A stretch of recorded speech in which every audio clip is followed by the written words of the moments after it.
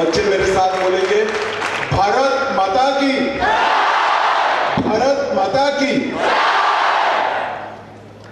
सभी लोग बैठ जाए। फोटोग्राफर वीडियोग्राफर भी जरा बैठ जाए भाई। अंत तक उपस्थित स्वामी जयंतानंद जी, सचिव रामकृष्ण मिशन विद्यापीठ देवघर, स्वामी दिव्य सुधानंद जी, प्रधान अध्यापक जी, संसद में मेरे साथी और यहाँ के सक्रिय और यशस्वी जन प्रतिनिधि डॉक्टर निशिकांत दुबे जी, यहाँ के लोकप्रिय विधायक श्री नारायण दास जी, और आज जिनको मैं मिलने के लिए आया हूं, जैसे रामकृष्ण मिशन के इस विद्यालय के सभी विद्यार्थी, एम्स और इंजीनियरिंग कॉलेज से भी पधारे हुए सभी विद्यार्थी भाइयों बहनों को मेरा नमस्कार।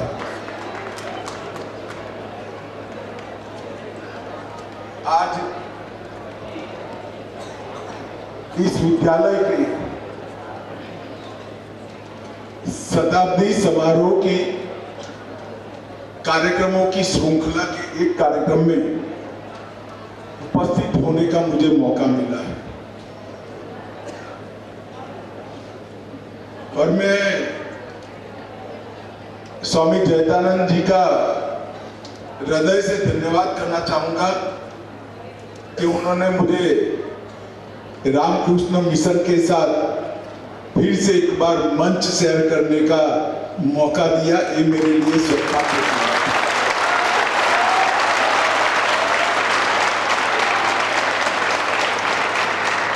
विद्यार्थी मित्रों, कोई भी संस्था 100 वर्ष तक चलती है तो निश्चित हो जाता है कि इसको चलाने वाली संस्था, इसका प्रेरक बल और चालक बल समाज के लिए संस्था को चलाता है। जो संस्थाएं समाज के लिए नहीं चलती है वो 100 साल तक कार्यशील ही नहीं।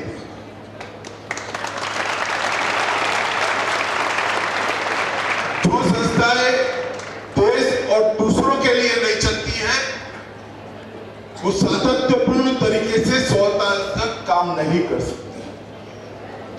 और विद्यालय ने 1922 से 2022 का जो सफर तय किया है, ये निश्चित रूप से रामकृष्ण मिशन के उद्देश्यों का और रामकृष्ण मिशन के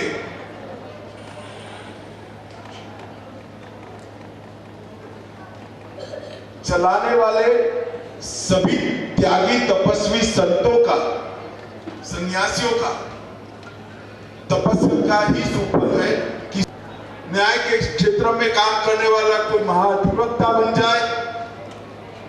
ये देश के लिए अच्छा ही, मगर स्कूल ऐसे विद्यार्थियों को अपने स्कूल से बाहर भेजे जो चारित्रवान हो और साथ में डॉक्टर भी हो, जो चारित्रवान हो साथ में इंजीनियर। ये दोनों के बीच में बहुत बड़ा अंतर है। और मैं 12 साल की उम्र से सार्वजनिक जीवन में जुड़ा हुआ हूं। इतने लंबे सार्वजनिक जीवन में कई शैक्षणिक संस्थाओं और रामकृष्ण मिशन के विद्यालय से बाहर निकले हुए विद्यार्थियों का मेरा संपर्क आया है। दोनों के बीच में एक अंतर है, चारित्र का, चारित्र निर्माण का, और चारित्र निर्माण के साथ साथ देशभक्ति से युक्त नागरिक।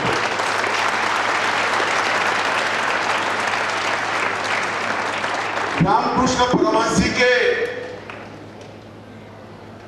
उपदेशों को धर्म के समग्र ब्रह्मांड के कल्याण के विचार को दिग दिगंत तक विवेकानंद जी ने पहुंचाने का काम किया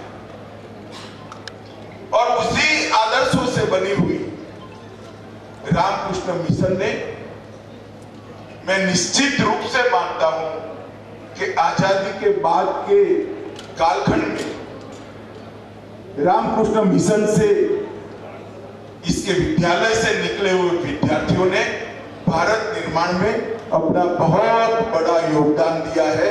इसमें कोई संशय मेरे मन में नहीं।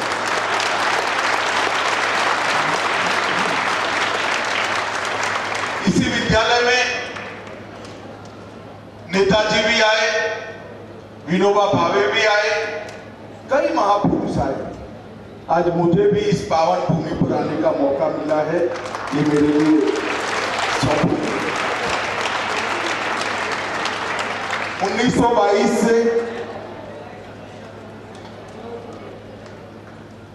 यहां पर स्वामी शिवानंद जी महाराज और स्वामी तुरानंद जी महाराज ने इसकी स्थापना की। तब से लेकर अब तक एक बहुत कठिन परंतु यशस्वी यात्रा राष्ट्र निर्माण के काम में लगा रहे और यहां से अनेक तेजस्वी ओजस्वी राष्ट्रभक्त विद्यार्थी देश के लिए काम करे। मैं अभी आ रहा था तो निशिकांत जी ने मुझे एक आश्चर्यजनक बात बताई कि कई सारे लोग ट्रांसफर पोस्टिंग देवघर में करा लेते हैं क्योंकि बच्चों को इस स्कूल में पढ़ने का मौका मिल जाए। मैं नहीं मानता, पूरे देश भर में कई सारे अफसर देवघर का पोस्टिंग करा देते हैं क्योंकि बच्चे को इस स्कूल में इसकी नींव पड़ जाए, इसके सोचने का आधार। बहुत बड़ी उपलब्धि है और निष्काम कर्म के अलावे इतनी ख्याति, इतनी सुगंध समाज के अंदर कभी भी प्रसरती नहीं। तो मैं मन से, मैं अरुणाचल में भी गया था, यहां पर भी आया। मेरे जीवन पर पहले स्वामी विवेकानंद जी और उसके बाद में विवेकानंद जी को पढ़कर जानकर रामकृष्ण परमहंस जी का मेरे जीवन पर बहुत बड़ा प्रभाव है और देश और समाज के लिए उनकी जो व्याख्या और उनका जो रास्ता है समाज कल्याण का, वो ही सत्य है, ये मैं मानता हूं। यहाँ अभ्यास करने वाले बच्चों को मैं एक बात कहना चाहता हूं। अपने एक पुस्तक में वृंद जी जो का संयोग चाहिए, परंतु ये संयोग में से अगर परिश्रम को निकाल देते हो तो सफलता कभी नहीं। तो सबसे पहले तो परिश्रम एकमात्र विकल्प है सफलता, और फिर सफलता प्राप्त होने के रास्ते में ईश्वर का आशीर्वाद भी बहुत जरूरी होता है। और ईश्वर का आशीर्वाद कब मिलता है? ईश्वर का आशीर्वाद तभी मिलता है जब सफलता प्राप्त करने का, ज्ञान प्राप्त करने का उद्देश्य हम खुद न हो, समाज हो और कोई हो। अगर हमारे जीवन के कल्याण के लिए, व्यक्ति के कल्याण के लिए, परिवार के कल्याण के लिए हम परिश्रम करेंगे तो सफलता मिलेगी, तो भी सीमित। अगर हम तय कर लेंगे कि मेरे परिवार के कल्याण के बाद भी बहुत सारी ऊर्जा मेरे पास बची है, मेरे सांसारिक जिम्मेदारियों का निर्वहन तो मैं करूंगा ही, परंतु पूरे समाज का, पूरे देश के उत्थान के अंदर भी मैं योगदान करूंगा, तो निश्चित मानना ईश्वर के आशीर्वाद आप पर जरूर आएंगे और सफलता की सबसे बड़ी चोटी पर आप अपने आप को पाओगे। जीवन के उद्देश्य बहुत मैसे योगदान दिया, बलिदान दिया, वो नामी अनामी सभी आजादी के संग्राम के लड़ने वालों को हमारी नई पीढ़ी ने जानना चाहिए। हमारी नई पीढ़ी ने पहचानना कि क्या चीज थी कि 14 साल का खुदीराम बोस हंसते हंसते गीता हाथ में लेकर फांसी के माचड़े पर चढ़ गया और बलि हो।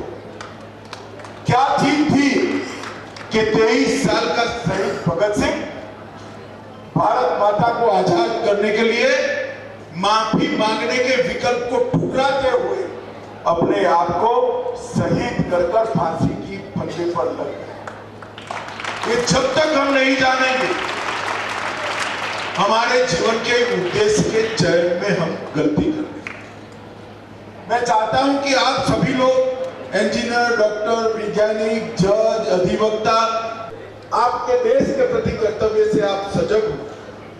इसके लिए आजादी के आंदोलन को जानने के लिए एक आजादी का अमृत महोत्सव है। दूसरा इसका उद्देश्य है कि 75 साल में हमने जो प्राप्त किया है बहुत बड़ी सिद्धि इस देश ने प्राप्त की। कई क्षेत्रों में कई सिद्धियां प्राप्त करी। इस सिद्धि की यात्रा को भी युवाओं को समझना चाहिए। और तीसरा 75 साल पर शताब्दी मनाई जाएगी तब देश दुनिया में सबसे पहले स्थान पर होगा हर क्षेत्र। तो आजादी का अमृत महोत्सव और आजादी का अमृत काल 75वें साल से 100वें साल तक के 25 वर्ष वो संकल्प को सिद्ध करने के लिए पराक्रम की पराकाष्ठा करने के 25 साल।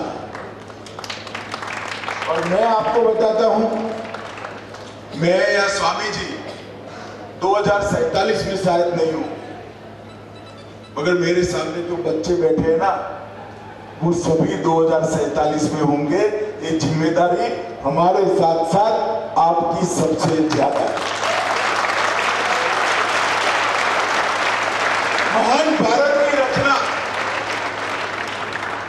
महान भारत की रचना सिर्फ समृद्धि से नहीं होती।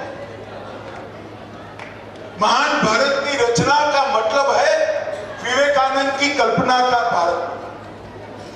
महान भारत की रचना का मतलब है समग्र संसार के अंदर हमारे मूल विचार को, हमारे सार तत्व को भारतीय संस्कृति के वहां पहुंचाकर समग्र संसार के सोचने का तरीका साफ करना। और महान भारत की रचना का काम युवा ही कर सकते हैं। मित्रों, मैं आजादी के अमृत महोत्सव में बहुत सारे युवाओं के साथ 5 युवाओं से लेकर 4 लाख युवाओं तक बहुत संवाद किए।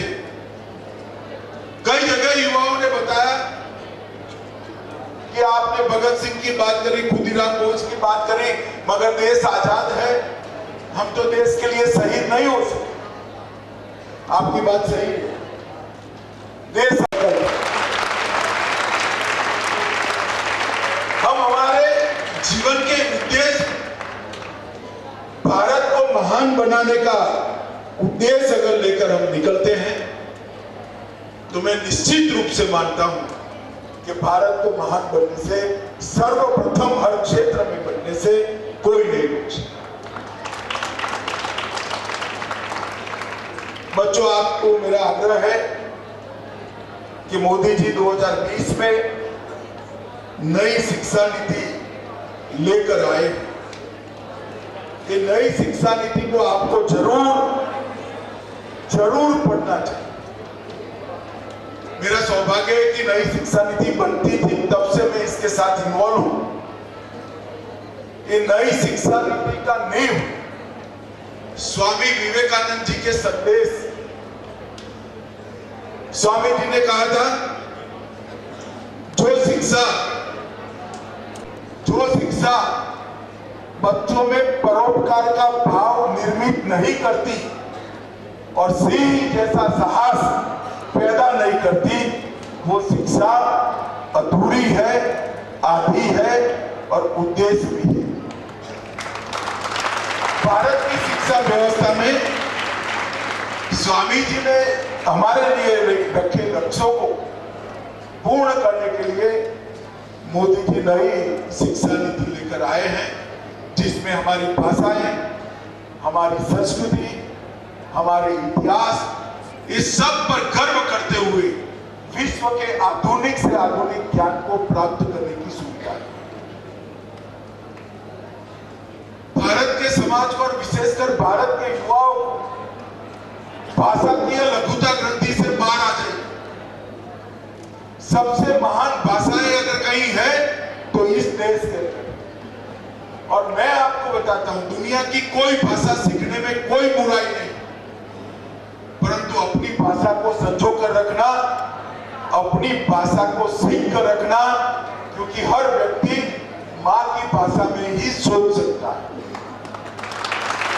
आपकी सोचने की क्षमता सबसे अच्छी मातृभाषा में, आपकी विश्लेषण की, एनालिसिस की क्षमता सबसे अच्छी मातृभाषा में, आपकी तर्क की, लॉजिक की सबसे अच्छी क्षमता आपकी मातृभाषा में, और आपके डिसीजन लेने की, निर्णय शक्ति बढ़ाने की सबसे अच्छी क्षमता अगर कोई एक भाषा में है तो आपकी मातृभाषा है। मेरा बच्चों से आग्रह है कि मातृभाषा को जरूर पकड़ कर रखना। मोदी जी ने जो नई शिक्षा नीति अब लगभग नीचे पहुंचने आई है, हमारा पूरा शिक्षा का खाका अब परिवर्तित होगा।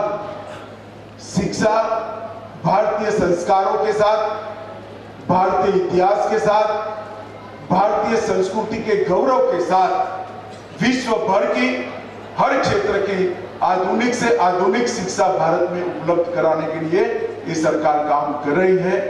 आज मैं स्वामी विवेकानंद से लेकर रामकृष्ण परमहंस जी से लेकर यहाँ पर बैठे स्वामी तक सभी की तपस्या से ये विद्या का एक अनवरत यज्ञ 100 साल से यहाँ पर चल रहा है।